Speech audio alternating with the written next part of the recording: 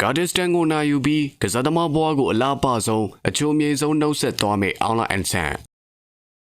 တမန်အားလုံးပဲမင်္ဂလာပါဘာမီစပေါ် TV ကနေပြန်လည်ကြိုဆိုလိုက်ပါရယ်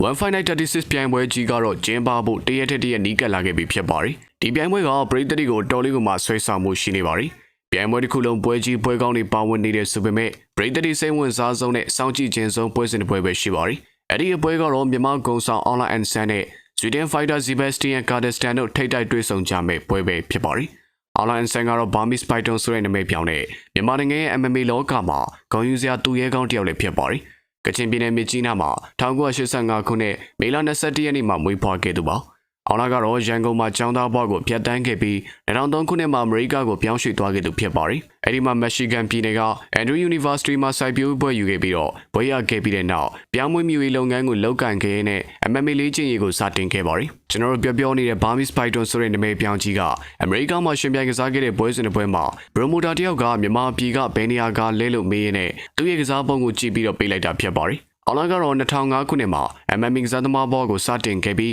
းပွဲပေါင်း45ပွဲကစားခဲ့ရမှာပွဲ30ထိကိုအနိုင်ရရှိခဲ့ပါရီ။အောင်လာရဲ့အထင်ကြီးအောင်မြင်မှုကတော့2019ခုနှစ်ဇွန်လမှာ One Championship ပြိုင်ပွဲရဲ့ Russia fighter Vitaly Bedish ကိုအနိုင်ယူပြီး World Middleweight ကမ္ဘာချန်ပီယံကပတ်အရယူနိုင်ခဲ့တာဖြစ်ပါရီ။ဒီအောင်မြင်မှုကမြန်မာနိုင်ငံရဲ့ပထမဦးဆုံး MMA ကမ္ဘာချန်ပီယံဖြစ်လာစေခဲ့ပြီးတော့ရန်ကုန်မြို့တစ်မြို့လုံးကအောင်လာရဲ့ထိပ်တန်းဆင့်ကမ္ဘာအဆင့်မီအောင်ပွဲအတွက်ဝန်တာအားရအောင်ပွဲခံခဲ့ကြပါရီ။နောက်နှစ်2018မှာ Brazil fighter Alexandra Machado ကို KO နဲ့နိုင်ယူပြီး One Light Heavyweight Champion ကပတ်ကိုပါအောင်လာကထပ်မံရယူပြခဲ့ပါရီ။ဒါကသူ့ကို One Championship တစ်ပိုင်းမှာဝိတ်တန်းတစ်ခုရဲ့ Champion တစ်ယောက်ဖြစ်လာစေခဲ့တာပါ။ဘာလို့လို့နဲ့အောင်လာရဲ့တက်ကအခုဆိုရင်သက်40ရွယ်ရှိနေပြီဖြစ်ပါရီ။ဒီသက်ဒီရွယ်ကကစားသမားဘွားရဲ့နေဝင်ခြင်းကိုဖျက်ဆီးနေရတဲ့အချိန်လည်းဖြစ်ပါရီ။ MMA လောကဆိုတာကရုပ်ပိုင်းဆိုင်ရာကြန့်ခိုင်မှုကအရှမ်းကုန်မှလိုအပ်ပါရီ။ဒါကြောင့်မလို့အသက်40ရွယ်ရှိနေပြီဖြစ်တဲ့အောင်လာအန်ဆန်အနေနဲ့စိတ်ကတော့ကြန့်ခိုင်တန်ဆွမ်းပေမဲ့သူရဲ့ခန္ဓာကိုယ်ကစိတ်သွားတိုင်းကိုမပါနိုင်တော့တာဖြစ်ပါရီ။အောင်လာရဲ့ကစားပုံကတဖြည်းဖြည်းနေကွေးလာတာကပြီးခဲ့တဲ့နောက်ဆုံးပွဲစဉ်တစ်ပွဲဖြစ်တဲ့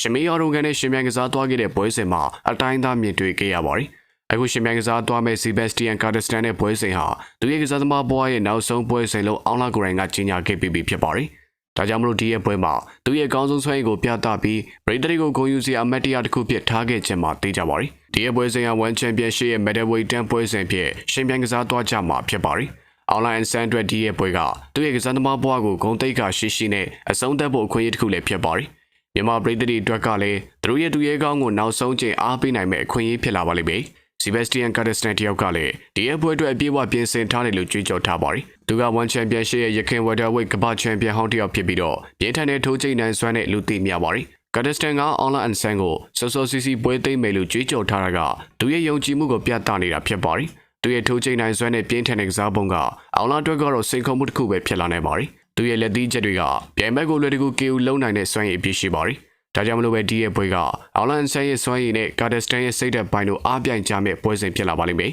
။အောင်လာအန်ဆန်ကတော့သူ့ရဲ့ကြမ်းခံနိုင်မှု ground game စွမ်းရည်နဲ့အတွေ့အကြုံကဒီရဲ့ပွဲမှာအားသာချက်ဖြစ်လာနိုင်ပါရီ။ဒါမဲ့လည်း Kurdistan ရဲ့ပြင်းထန်တဲ့ထိုးချိန်နိုင်စွမ်းနဲ့အသက်ငယ်ရွယ်မှုကလည်းအောင်လာအတွက်ကစိန်ခေါ်မှုကြီးတစ်ခုဖြစ်လာနိုင်ပြပါရီ။အောင်လာကတော့ပြိုင်ဘက်ရဲ့ပြင်းထန်တဲ့ထိုးချက်တွေကိုခံနိုင်ရှိပြီးဝဲကိုနောက်ပိုင်းချီရီအထိကိုဆွဲထားနိုင်သူတစ်ယောက်ဖြစ်ပါရီ။အောင်လာရဲ့ submission စွမ်းရည်က Kurdistan ကိုမြေပြင်မှာထိန်းချုပ်နိုင်ဖို့အခွင့်အရေးပေးနိုင်ပါရီ။တနည်းတပြောရမယ်ဆိုရင်တော့ဒီရဲ့ပွဲကအောင်လာရဲ့အကြမ်းခံနိုင်မှုနဲ့ ground game ကစားပုံနဲ့ Kurdistan ရဲ့ထိုးချိန်နိုင်စွမ်းတို့ထိပ်တိုက်တွေ့ဆုံမဲ့ပွဲပဲဖြစ်ပါရီ။ Kurdistan ကချုပ်ကွက်ပိုင်းအားနေသူဖြစ်ပြီးတော့ဒါကအောင်လာအားသာတဲ့ချက်လေးဖြစ်နေပြန်ပါရီ။နောက်ပြီးတော့ Kurdistan က Welterweight တန်းမှာရှင်ပြိုင်ကစားရမှာဖြစ်ပြီးတော့အခုအောင်လာတဲ့ပွဲက Middleweight တန်းမှာကစားရမှာဖြစ်လို့ Middleweight ရဲ့ power ကိုခံနိုင်ရှိပါမလားဆိုတာကိုလည်းမေးခွန်းထုတ်စရာကရှိလာပြန်ပါရီ။အောင်လာတယောက်ကတော့အကောင်းဆုံးရှင်ပြိုင်ကစားသွားဖို့တေးကြနေပါရီ။သူရဲ့ကစားသမားဘဝနောက်ဆုံးပွဲစဉ်ကိုလာလာပပနိုင်ယူပြီးပရိသတ်တွေကိုအကောင်းဆုံးနှုတ်ဆက်နိုင်ပါလိမ့်မယ်။ပရိသတ်များကရောဘယ်လိုမြင်ကြပါသလဲ။အောင်လာကပဲအနိုင်ရလိမ့်မယ်လို့အပြည့်အဝယုံကြည်ကြတယ်မလားဗျာ